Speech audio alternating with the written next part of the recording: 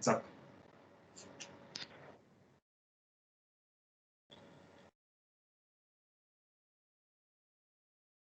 Hello and welcome back to the channel. I hope you are doing well on this Sunday afternoon, or actually it's a Monday afternoon, pardon me. I'm getting old. Please do hit that like button. Please do consider subscribing if you are new. This is your Manchester United versus Luton Town preview, or Luton Town, however it's pronounced really. I don't really know much about this team. I'm sure these two gentlemen will probably help me and educate me about this team. It's the EFL Cup. So let's get into it. Judging by that sound effect, you also don't know much about this team. But, Yeah, no. It's a strange game. It's one of those strange games. It reminds me of Tranmere because we're off the back of a gutting defeat, and it's an opportunity for these players to get their confidence up. We'll probably see a weaker XI as well in this type of game. I don't really know what more else there is to say about this. We're obviously going to move past the Crystal Palace thing. What are your thoughts about this EFL Cup game? It's a cup game. We got to win it, right? Yeah. Look, start with you, Rita.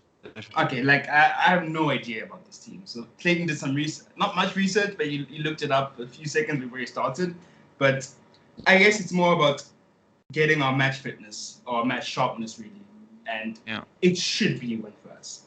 And I'd question whether we need to play a weaker team because we haven't gotten a lot of preseason games in. So this could be like that. Yeah. Because we saw on the weekend the top players, Bruno and Pogba, couldn't do it because they lack sharpness. So I don't know. Yeah. Part of me feels like maybe we should play our strongest 11 in this game. I mean, Henderson should probably play in this game. He should probably make his debut. Yeah. I don't know. It's a safe opportunity for him to come in and chip in. Yeah, I think so. But into the general team. Okay.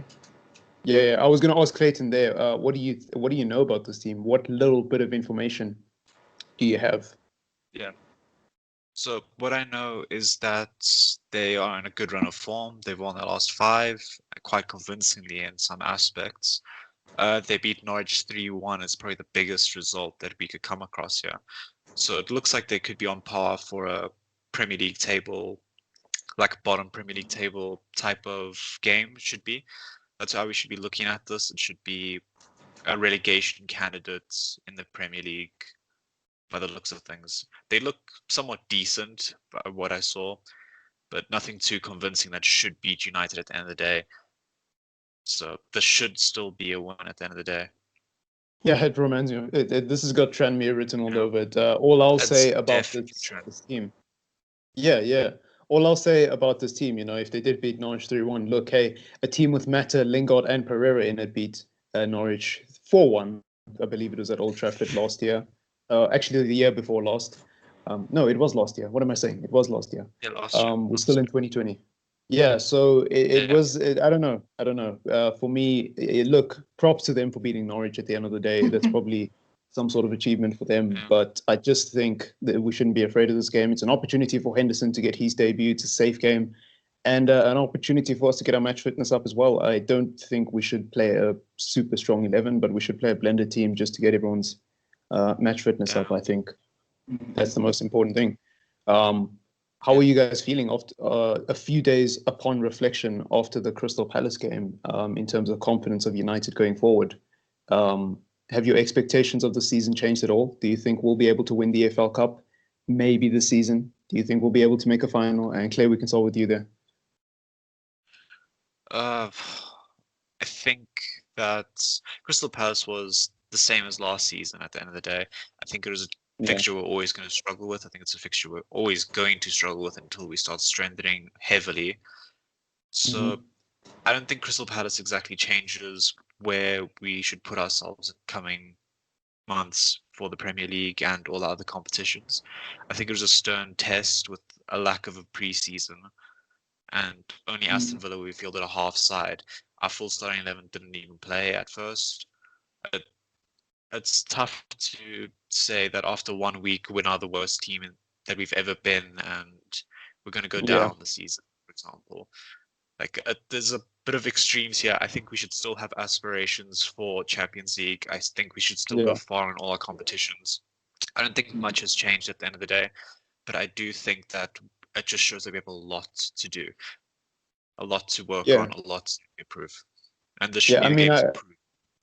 Yeah, me and Rita spoke about this off air after the Crystal Palace game, and what I basically said to him, and those of you watching can give us your thoughts below, what you think of this. I basically said that whatever your opinion of Manchester United was before the season, it shouldn't really change much after the Crystal Palace game. All I will say is that my personal opinion of United was if we had a good transfer window, I expected us to make top four comfortably. In other words, finish third again, or even potentially push for second. In a world where City or Liverpool don't play as well as they did last season.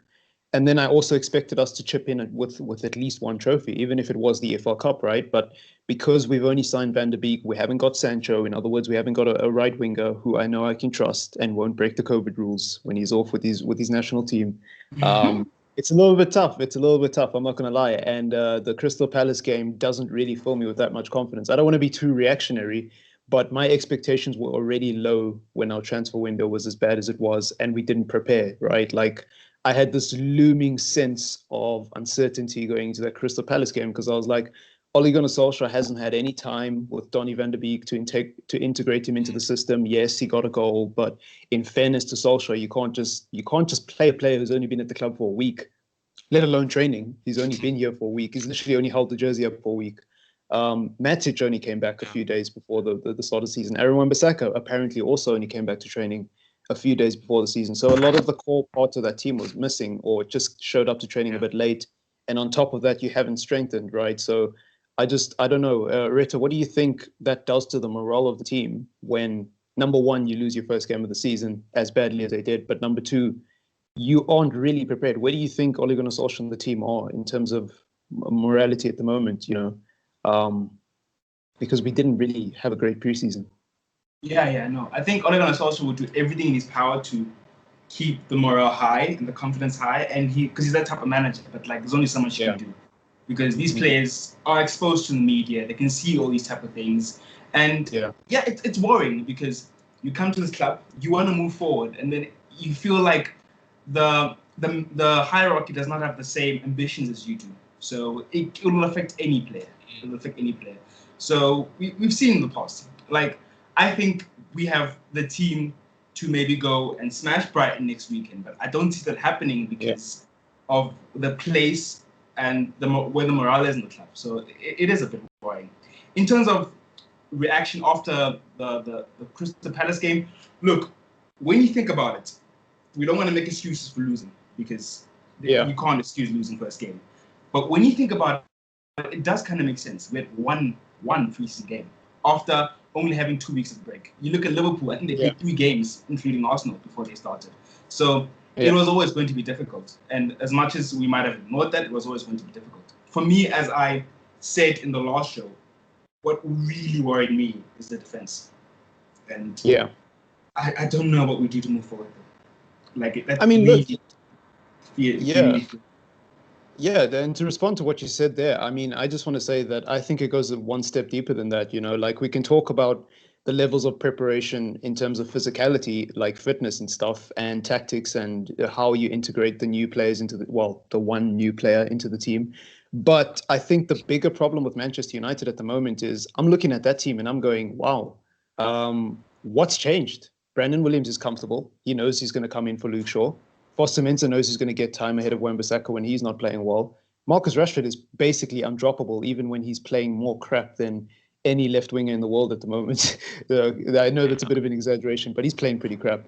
So he's undroppable. He's comfortable in the team. And if whether he keeps doing what he's doing, whether he plays himself out of form, it's irrelevant. He's still going to play because there's just no one else in that left wing position. Dan James is still Dan James. We know what the situation is with him, but when Greenwood is, having he's going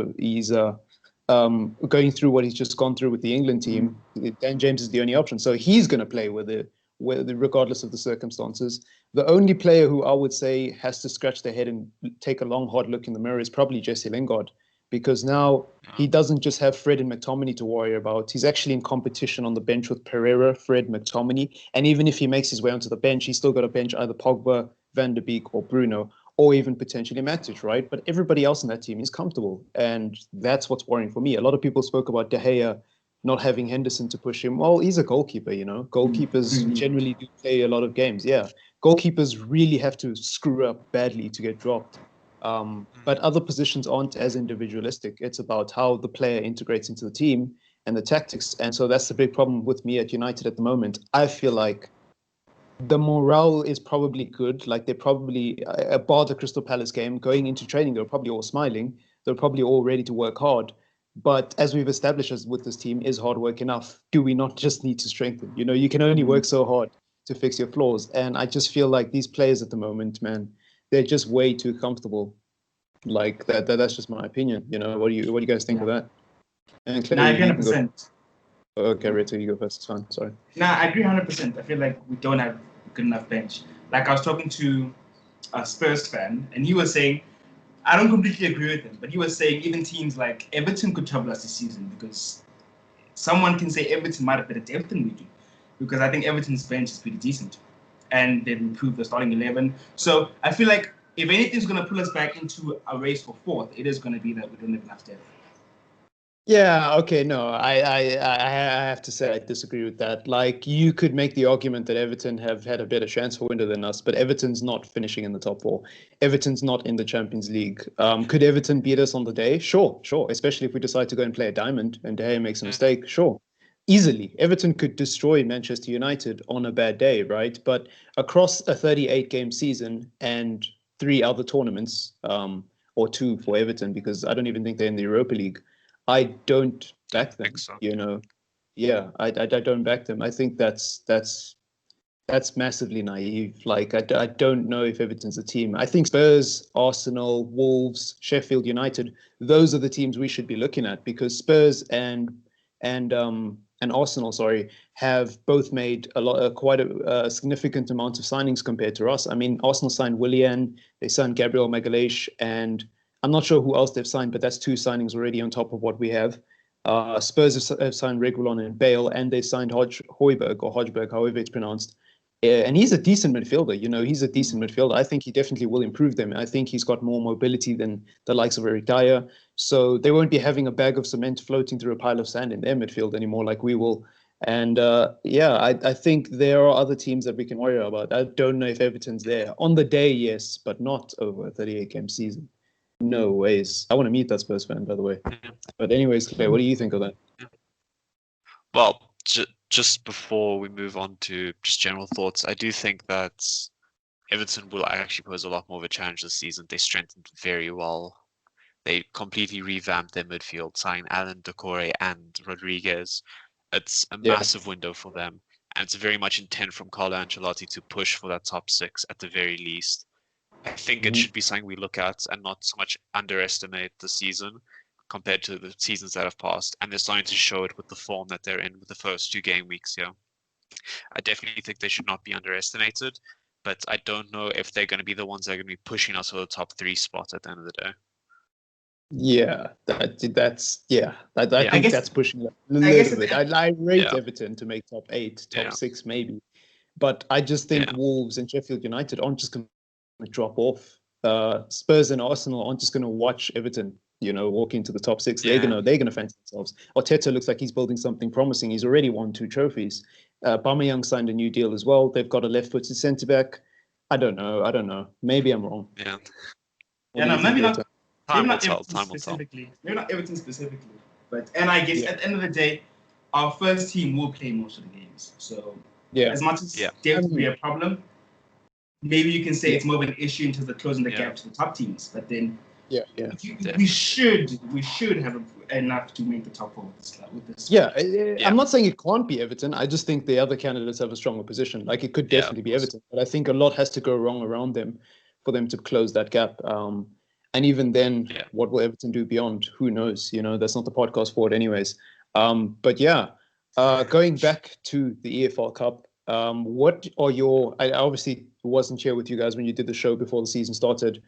So just for anybody who's joining in late and is starting to watch the channel, as well as myself, what are your expectations in terms of the EFL Cup? And if Manchester United do get top 4 and the EFL Cup, for example, is that a good season for you?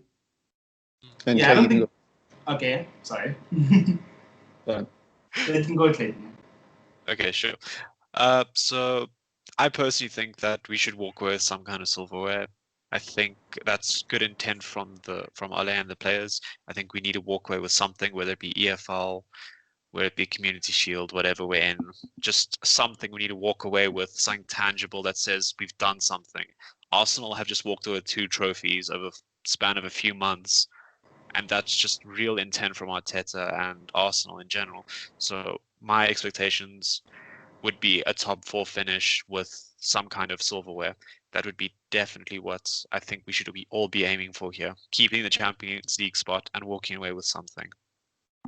Yeah. It'll be a one-step improvement anyways from last season. What do you think, Rita? No, I'd love to win a trophy, but it's not easy. Yeah. It really isn't, because yeah. What do we do? Do we play our first team in the Carabao Cup so we can win it? Do you do what Mourinho tries to do? But the problem with that, is it really viable while you play in the league? Would you rather not play a second team in those trophies and play your first team in the league? And if you do that, is our second team strong enough to win a trophy? I don't know. Or go far in the EFL. Well, I have serious doubts about the second team. Yeah, I don't think it's that black and white. I'll just say this, right? I'll say what I said last season, right? You can say the league is more important than the FA Cup. The league is more important than the EFL Cup. Okay, cool. On paper, you're 100% right. The Premier League, first of all, the revenue you get from making top 4 alone is bonkers. But then actually just the prestige that comes with it. Okay, cool. But when you play your second team in the FA Cup for an entire season and wound up making a semi-final against Chelsea, do you then not play your first team in that game? Why do you throw away an entire semi-final run only to then continue playing your second team when you do make the semi-final and your risk actually paid off, right? And that's what annoyed me about Manchester United last season. It's like people were saying, yeah, but we need our first team for the league. And I was like saying, yeah, Chief, we do. But 90 minutes in an EFL Cup game is not going to be the reason you miss out on top 4. Your team has rested the whole tournament until that one semi-final at Wembley. You can use them for an extra 90 minutes. If an extra 90 minutes is the reason why you didn't make third last season, then I'm sorry, that's not the game that cost you. You need to look back at the beginning of your season and why you went comfortably ahead of the teams in 4th, 5th, and 6th to begin with, right? And that's why I was so frustrated on that show. For anyone who even remembers it, it was the Chelsea preview. I was begging for Ole Gunnar Solskjaer to play a strong team in that game, because I was like, why throw it away just to go and lose to Crystal Palace next week anyways, which we nearly did. If you remember, we nearly did. We played a weaker team against Chelsea. We got battered 3-1, and then we nearly choked it against Crystal Palace anyways. And I was like, so why not just win the trophy? Oh, it was West Ham, actually. And we did draw with West Ham, didn't we? Yeah. It was 1.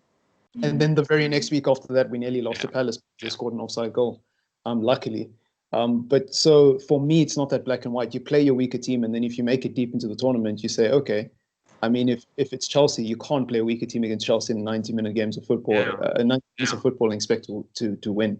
So that's what I would say. Like in this game, we weaker team because it's obviously a no-name.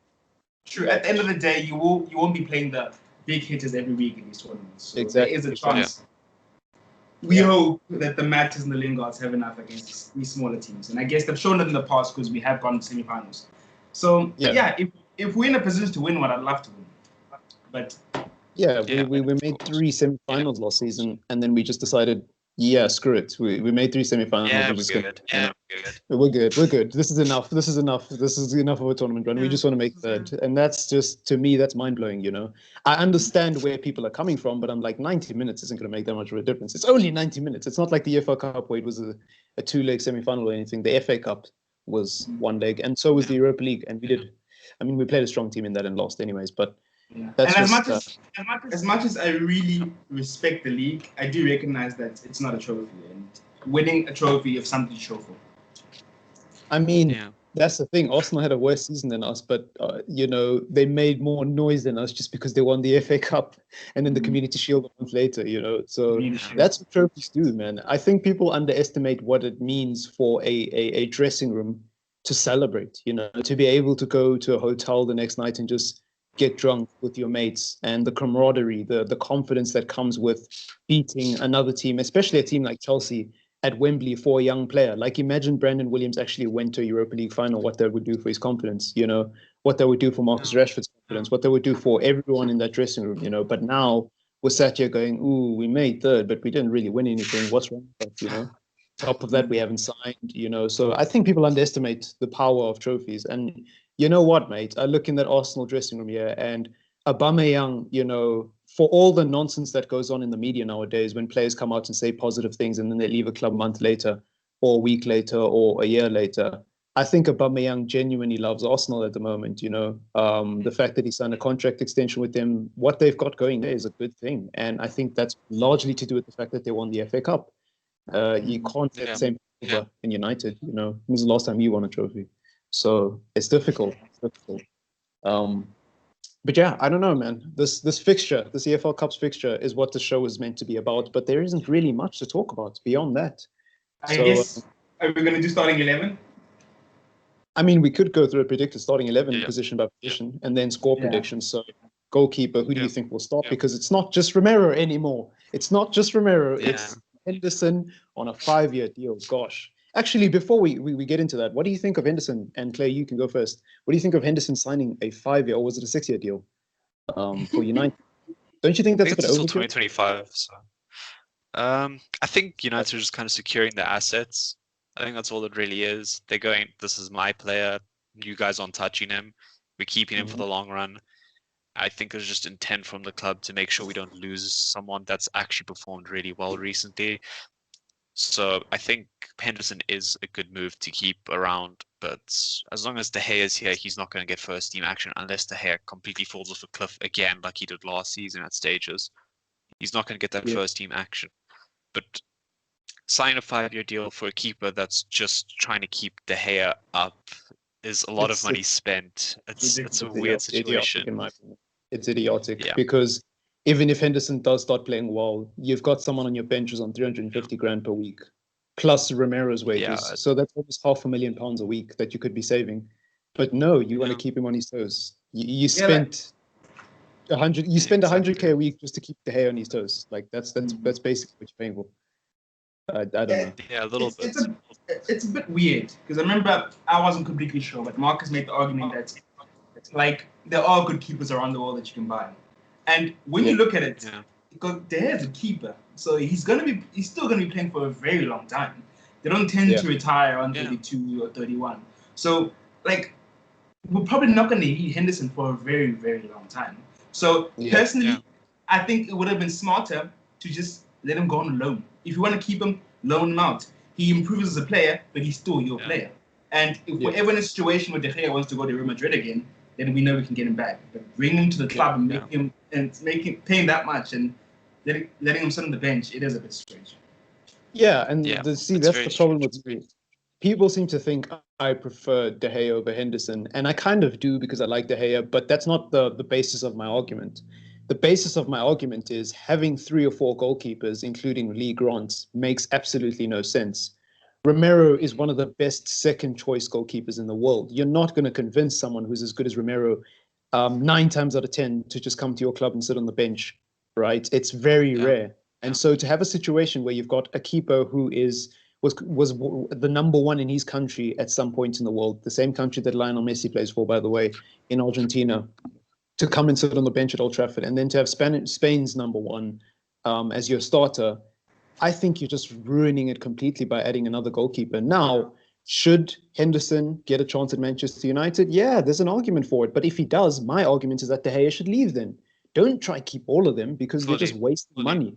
350 grand for someone to just be on the bench and be like, yeah, he's here to push him out. There's no need for that in keeper positions. Like, De Gea wants to work hard. De Gea is a professional. He is a world-class athlete who wants to get the best out of himself every single day when he goes to training. He doesn't need you to spend £100,000 just to keep him on his feet every now and then. And then if he's going to move on, let him move on and then get Henderson in. I think you've just got to pick one or the other. Because I tell you what, if Henderson gets subbed in for De Gea mid-season and Henderson has a bad run of form, then what? Are you now just going to keep switching between keepers who are getting nutmegged every third game? It's a recipe for disaster. I think you've just got to pick one keeper. Hey, unless you have 10 bad games in a season, we're sticking by you. It's okay if you let in the 1 goal every now and then. It happens. You're not perfect, but we're sticking by you, and hopefully you can repay our faith by being a good goalkeeper. That's what you do. Done that with Leno. So that's what you just imagine.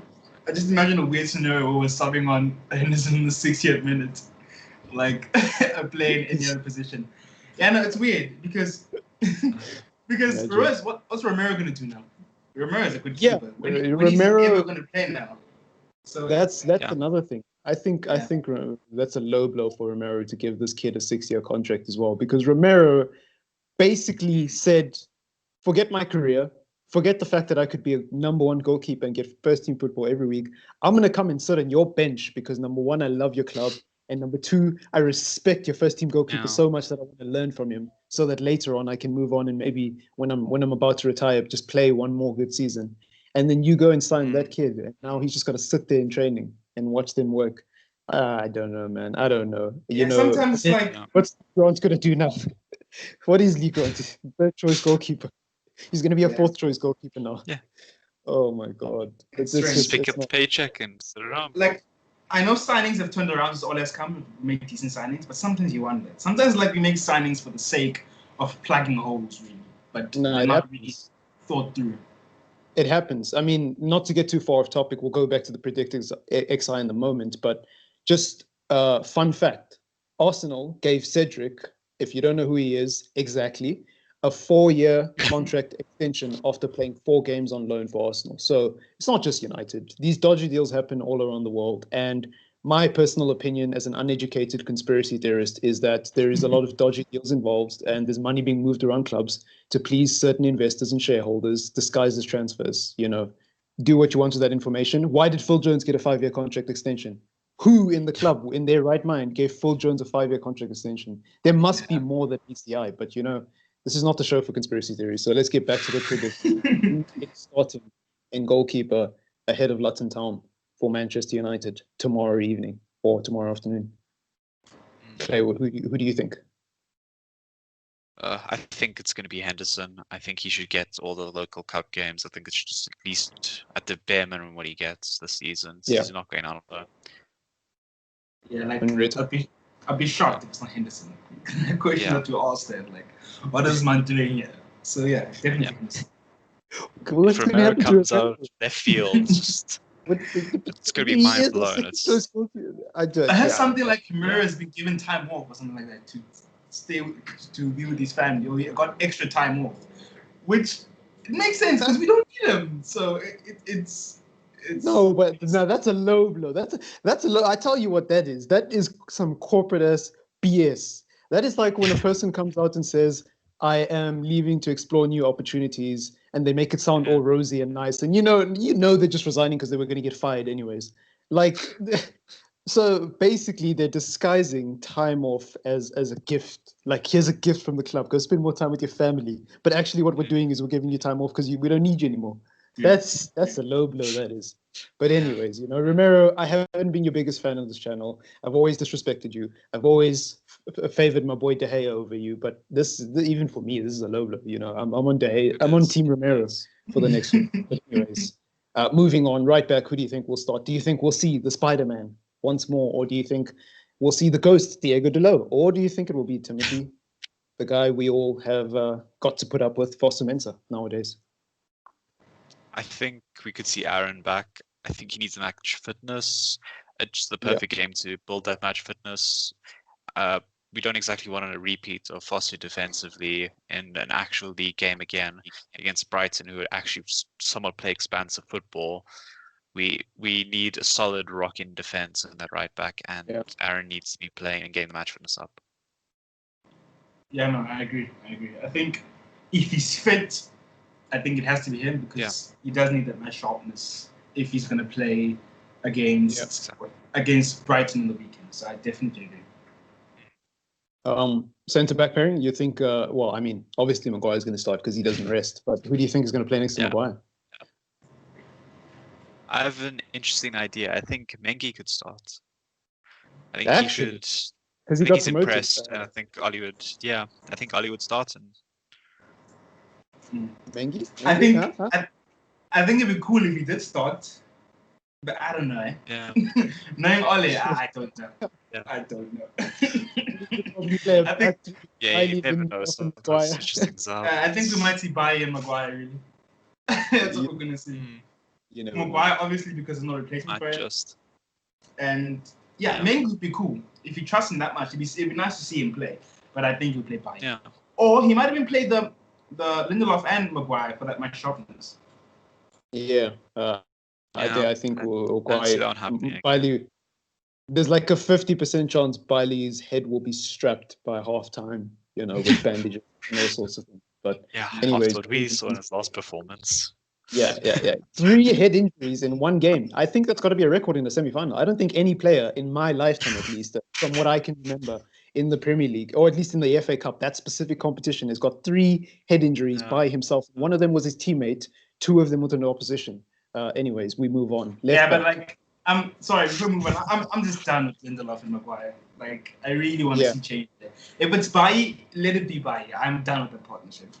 I don't know, but that's the thing. I didn't want to go on this tangent. That's the thing, though. I'm done with Bailly and that bloody centre-back partnership. I want new blood, even if it's old blood. I want Mengi to come in. I want either Mengi to come in. Tuanzebe, I've written him off as well because he's always injured, but I want new blood to come in. I would genuinely rather have a youngster get nutmegged than the slow coach Maguire, who cost £80 million, or I'm too nervous to be a captain Lindelof next to him, and bloody Bailly, you can't stay out the recovery room, blood. It's ridiculous. I've written all 3 of them off, genuinely. So I get the Bailly arguments, but I'm just over it. You know, I'm just over it. I'm like, whether you play Bailly, whether you play Lindelof, whether you play Maguire, it's a calamity waiting to happen until we sign another centre-back. That's my opinion, you know. But anyways, left-back, who is starting? Luke Shaw, probably, to be honest.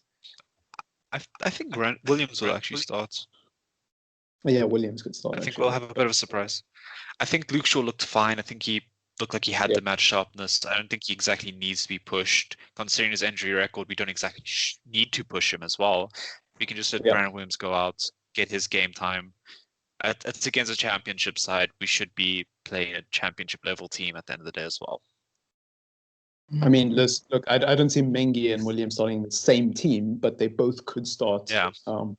I think the other one is out though. I think it'll be interesting. I was going to say sure, but then I think Clayton makes a good point. I mean, with his injury record, you want to protect him as much as we can. So I don't think he'll start. I actually think Foster will start there. The fact that he started him in the first game, I think he kind of trusts him a little bit.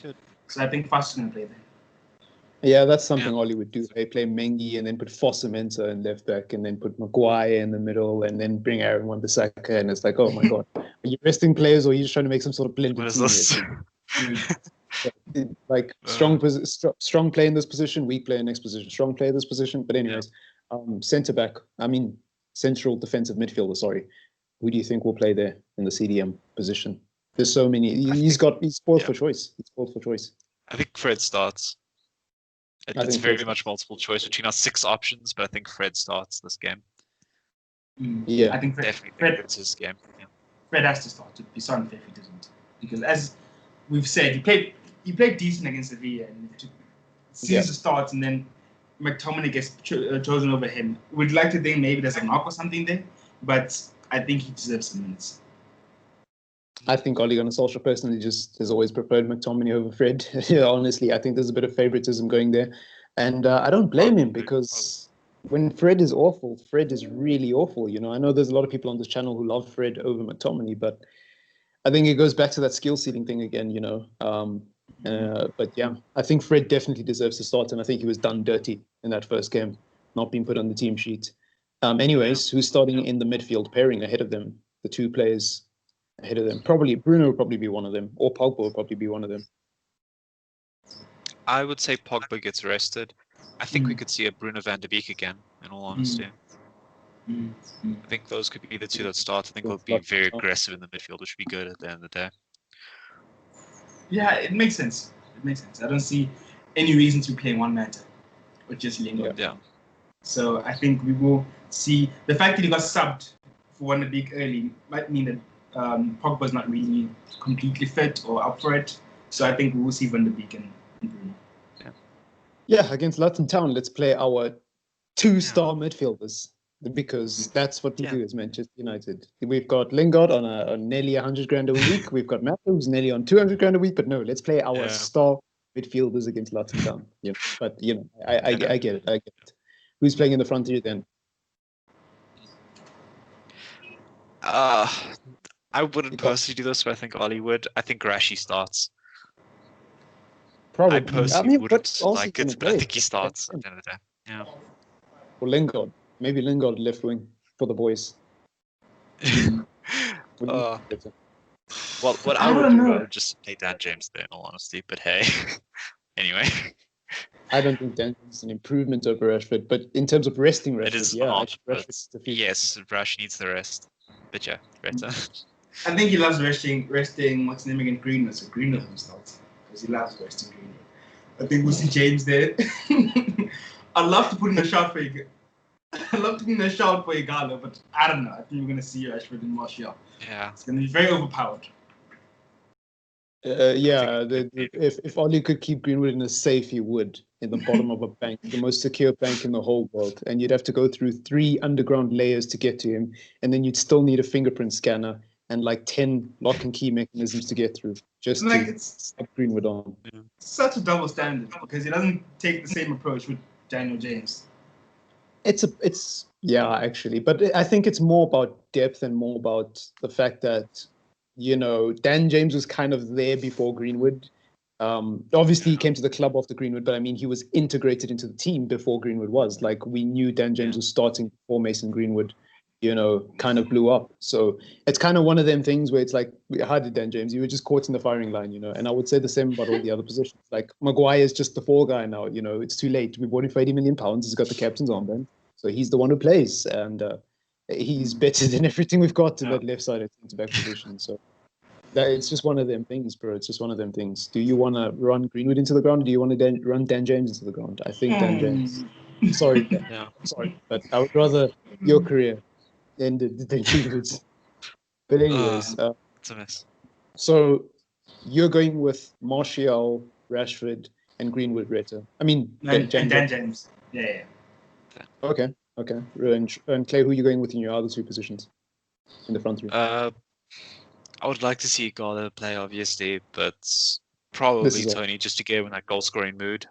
In all honesty, I think if he can get a goal or 2, that's obviously great for his confidence. He doesn't even play the full 90. That's ideal at the end of the day. Yeah. And then I think on the right, I think we should be playing Lingard at the end of the day. Yeah, I would love to see Lingard play a little bit more in these games, man. He's at the club, so we might as well use him. Plus, we need to get his value up. We need to use him. I think we'll see him and Pereira on the bench. But probably. Score predictions before I ask you a question. Yeah. Before I ask you about your opinions on Igalo, what are your score predictions for this game? Ricky, you can go first this time. Oh. Like what the team I said, we should be smashing these things. Like, we should be blowing them out the park. It's United. But we might just pull a 2-1. We might just pull a 2-1. Because it's like I predicted, second game back. Yeah, I predicted 3-0 on the weekends. I'm not going to do that again. 2-0? 2-0? Yes. Yeah. Weak. Bad results in the week. It's no fake. What are you going with, Clay? Come on, 5-0, guys. 5-0. Look, 5 is a bit. Second game back. What's the squad? Let's go ballsy. Because we should be beating this team 5-0. Like in any other portion of the season, I would say it's a 5-0. But because it's our second game back after the Palace game, I would be like, maybe 3-1, maybe 2-0. Yeah. What do you guys think of Odion Igalo at the club? And Clay, I want to ask you first. You said you wanted to see him play. What do you think about Odion Igalo? And because you weren't on the channel earlier, second question as well, what were your reactions when we did sign Odion Igalo on the final day, in the final 5 hours of that dramatic transfer window? At the very least, it just felt like a panic buy. It's like, okay, we need some kind of depth. What do we do? There's this guy who's a fan of us in China. I can call him up and see if he'll come. Would you have taken Josh King instead? Yes, fully. Really? Wow, that's the first person on the channel who actually fully had Odion Igalo. Yeah, damn. I think Josh King, he offers a lot more than I think Igalo does. He's proven Premier League talent at the end of the day. Igalo only had 1 good season at Watford, and then he just fell off a cliff and went to China. That was his career in a nutshell. He is a United fan at the end of the day, so he does bring the passion, but Josh King scores consistently in the Premier League. He's very versatile. he's someone that can just back our boys up, and that's what we need at the end of the day. We don't need He's the guy. anything too He's the special. guy. He's the guy he's a working below permanent Edu. deal. This is the guy. We're on the channel, guys. We'll be outside his house with the red flares. Secret agent. Like, But yeah, That I'm is like- certainly a polarizing opinion. What do you think, Rita? I actually like Igalo. I really do. Yeah. I think he should be playing all these type of games. I feel like we shouldn't be seeing Martial here because he needs those minutes and he will get better. But I think he has really good attributes. I think his hold up is really good. I think we haven't seen much of it, but it's in the Europa League. But I think his finishing was quite decent. So and he gives us a different dimension to what we already have. I feel like Josh King will be too similar to what we already have. And when we're struggling, I'd like a player like Igalo to come on. So that's also fair. I'm okay with it, and I'm willing to see what he can give us this season. So the jury is still out. But I'm surprised that we let a player like Callum Wilson go to Newcastle. Yeah. To be honest. Yeah. I would have signed him. Even if we have Igalo, I would have signed him, to be honest. Even if it's just on the loans. Look, my Good opinion is for a bench team, option at the end of the day. for a team that's building for the future, I think we should be signing players that move our current starting 11 to the bench and not players to come off the bench for our current starting 11. That's just my personal opinion. So whether it's Igalo, whether it's Josh King, for me, it's no. But the Josh King is very, very polarizing. And all I will say with regards to that, for me, it's the same shit, different air freshener, man. Josh King, for all he's done in the Premier League, I think Odion Igalo has a lot more pedigree, and he did well in the AFCON most recently. I think Odion Igalo is in a difficult position compared to Josh King because he's like 4 or 5 years older, so obviously that skill ceiling is much, much lower. He is in decline. He doesn't really have much to offer more than Josh King, Like, I think you can go either way with both of them. I wouldn't be saying this, of course, if you had made that opinion on the day we signed Odion Igalo, I would have ripped your head off. But a year later, time to think about things, it doesn't seem like there's much difference between the two. And I wouldn't attack anyone who chose either. But there's United fans out there that will overreact. But yeah, I think that's. Yeah, you want to say one more thing? No, I was going to say the strange thing about it is that, I understand not maybe signing the ideal player, but if you're going to go for a panic buy, it was weird that we went all the way to China and bought a player who hasn't been playing in the Premier League when there's other players in the Premier League who are maybe not as expensive, but it was about money. Fit the it was about money. Because Josh King would have cost us about 15 to 20 million. And I'm glad we didn't spend 15 to 20 million on Josh King, by the way, because at least Igalo's leaving and we can reset and think properly about who we want to sign next. If we had signed Josh King for 15 to 20 million, that's it. He is our second striker for the next 3 or 4 years. You don't spend 20 million on one player. Okay, that's true. That's true. It would have been another Dan James, and that's the problem. That's true. And when you look at it like that, you can imagine it was a short-term signing, but then they go and give him an extension. Yeah. That's the weird one. Or were they not? Yeah, they gave an extension because it worked for all parties. My phone's about to die here, sadly. It worked for all parties. It was an extension that, in a sense, for Igalo, I think it was just an easy deal for the team to do. At the end of the day, Odion Igalo is a player who, in a Chinese league that hasn't really had a proper restart, that has been dead for almost 8 to 9 months now. He wasn't really playing football. He's already played at the club. The fans like him. There's positivity around him. So United were like, let's just give him an extension instead of going and spending 15 million on something else. Yeah, and were we going to spend 15 million on another second-team striker after buying Van der Beek and still being in for Sancho? Probably not. So that's United's. That's probably what United were thinking. I don't agree with it, obviously, because it is a double standard giving him an extension. But it is what it is, man. No. The mentality in terms of our recruitment is frightening. It's just scary. Yeah, it definitely is, man. Anyways, do leave a like on the video. Please do not forget to subscribe. If you are new, we do make match reactions, match previews, transfer talk, all that good stuff. And I hope you enjoyed, man. But for the rest of the crew and Triple M, peace out and catch you in the next one. Stay safe.